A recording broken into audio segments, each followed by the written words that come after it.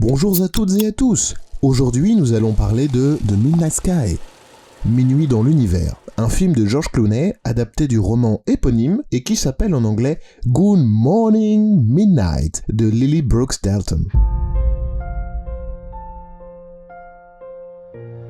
Coming back from a planet that we hoped would be our future.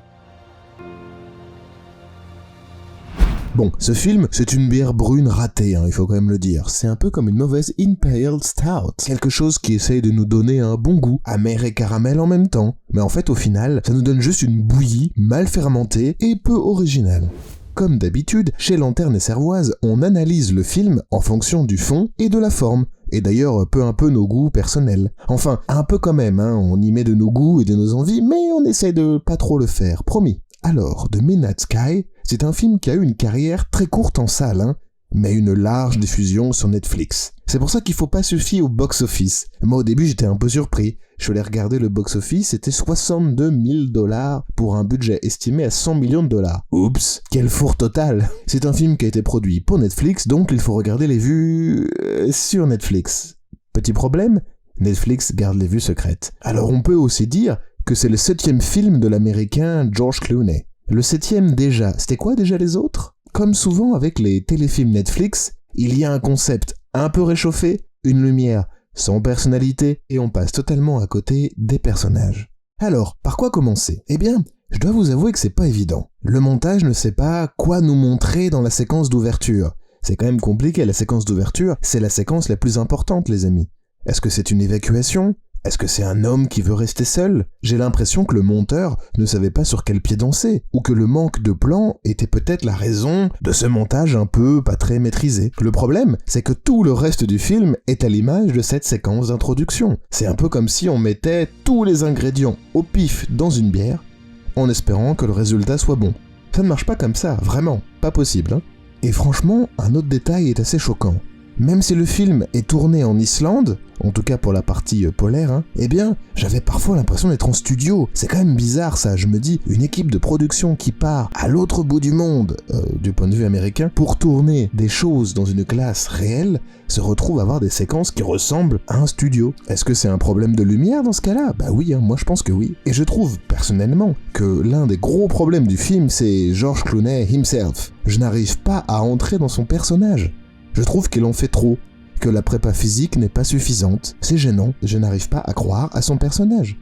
Bon, c'est vrai, peut-être que se diriger soi-même, rappelons, c'est un film de George Clooney avec George Clooney. En plus, c'est un film avec très peu de dialogue, donc c'est vrai, ne pas se voir à l'image et pouvoir juger de la prise, c'est franchement pas simple. En même temps, c'est lui qui l'a choisi. On notera aussi que le film est lent. Encore une fois, c'est pas trop un problème la lenteur dans un film. Ça peut être très bien même. L'un de mes films préférés, c'est Elephant de Gus Van Sant. C'est dans mon top 5. J'aime quand un film prend le temps de filmer ses personnages. Mais il faut encore qu'il y ait un fond de vérité avec ces personnages. Je ne veux pas être trop dur, bien sûr, il n'y a pas d'intérêt à être trop dur. Mais il n'y a rien qui est créé pour qu'on puisse s'attacher au personnage de George Clooney. Je me rappelle même pas de son nom. Il n'y a aucun passé intéressant, il n'y a aucune relation humaine dès le départ posée, créée comme ça, qui nous permettrait de comprendre qui est le personnage. Il n'y a rien sauf George Clooney qui interprète un survivant. Pour moi, George Clooney qui tousse, c'est franchement pas assez. Alors, sur quoi repose le film au fond ? Un homme brisé par la vie, qui trouve une raison d'en finir en beauté, en aidant l'équipage d'une navette spatiale, et au passage, il trouve dans tout ça une raison de vivre en rencontrant une fillette qui est exactement seule comme lui. Ça, c'est un premier survival. En même temps, on a l'histoire d'un équipage de navette spatiale qui essaye de revenir sur Terre et de comprendre pourquoi personne ne répond présent. Donc, un premier survival avec George Clooney sur Terre, un deuxième survival dans l'espace.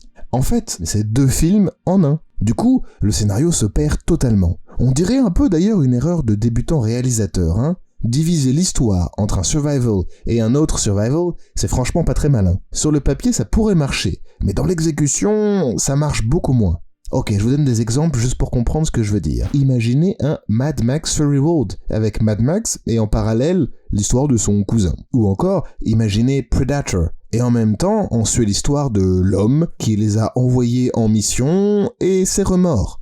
Dans l'absolu, pourquoi pas, mais il faut franchement être un sacré scénariste pour rendre tout ça cohérent, dans l'émotion, dans les thèmes, tout ça. J'ai un peu l'impression que Mark L. Smith, le scénariste, ne semble pas du tout à la hauteur. Il aurait peut-être fallu choisir juste un des thèmes et s'y coller et faire quelque chose de bien avec. Bon, c'est que notre avis, notre ressenti, bien sûr, cela ça engage que nous, vous pouvez penser tout à fait ce que vous voulez du film. Allez, on passe à la partie spoiler les amis. Pour ceux qui veulent, allez vous chercher une bière et revenez à la fin du chronomètre qui s'affiche ici. Pour les autres, allez vous chercher une bière aussi parce que en fait, ça vaut toujours le coup. J'ai un énorme problème avec la présence de la petite fille. Elle disparaît de l'histoire après l'attaque des loups. A-t-elle été dévorée ? Le problème en fait c'est que je m'en fiche complètement. Le personnage n'a pas été assez introduit de manière touchante. Je pense qu'elle est censée avoir été dévorée. Mais comme elle n'est qu'un faire-valoir depuis le début à George Clooney, c'est difficile d'avoir une opinion sur le sujet. Je dois avouer que la réalisation de la scène en plan classique, d'abord large, et puis un chant, et puis un contre-chant, n'utilise pas la grammaire du cinéma pour répondre à la question, c'est un peu bizarre. Considérant le début du film et la scène du bungalow, on peut se demander si même l'existence de la petite fille dès le début est réelle, ou si c'est une projection de la solitude du personnage principal. Après, on pense avoir compris qu'elle est en fait aussi la fille de l'astronaute qui est décidée à revenir sur Terre. Donc elle est réelle dans ce cas-là. Bref, c'est un vrai bordel, pas franchement réussi. Aussi, il y a quelque chose d'autre qui est un peu choquant. Et c'est quand même Felicity Jones, qui est une actrice qui a été notamment connue parce que elle nous avait proposé quelque chose d'assez fort dans Rogue One, A Star Wars Story. Mais franchement, dès le début, il y a un problème avec ce personnage. Une astronaute enceinte dans l'espace en retour de mission. Est-ce vraiment crédible ? On peut dire d'ailleurs merci au niveau des effets spéciaux parce que c'est carrément inspiré du travail de Alfonso Cuarón et de son travail dans Gravity notamment. Je rappelle quand même que dans Gravity, il y avait George Clooney. Mais quand l'actrice meurt de ses blessures dans l'espace, en fait on s'est pas attaché au personnage du tout. C'est vraiment dur de sympathiser, même si la séquence est plutôt bien montée et les effets spéciaux dignes d'une série à gros budget.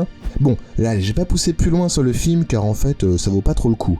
Une Imperial Stout ratée, c'est moins bien qu'une Imperial Stout réussie. Évidemment, si vous avez été inspiré par ce film, et c'est tout à fait possible, ou alors si vous avez une sacrée gueule de bois mais que vous voulez en savoir plus sur ce type de sujet, nous vous recommandons Gravity de Alfonso Cuarón, côté espace et horreur et survival, revoyez ou découvrez Alien bien sûr. Niveau série moderne, voyez du côté de The Expanse, ou pour une série qui commence à dater, allez voir du côté de Battlestar Galactica. Voilà, tout ça je pense que c'est quand même un travail un petit peu plus sérieux que ce qui a été fait sur ce film de George Clooney. Et pour finir, voici un équivalent de la scène de fin pour comprendre ce qu'on a pensé du film.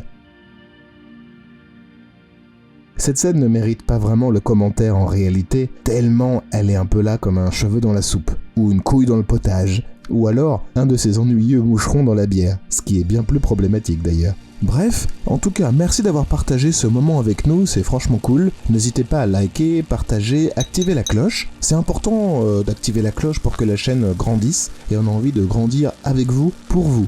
Moi, en attendant, je vais finir ma bière, et je vous dis à la prochaine. Ciao ciao.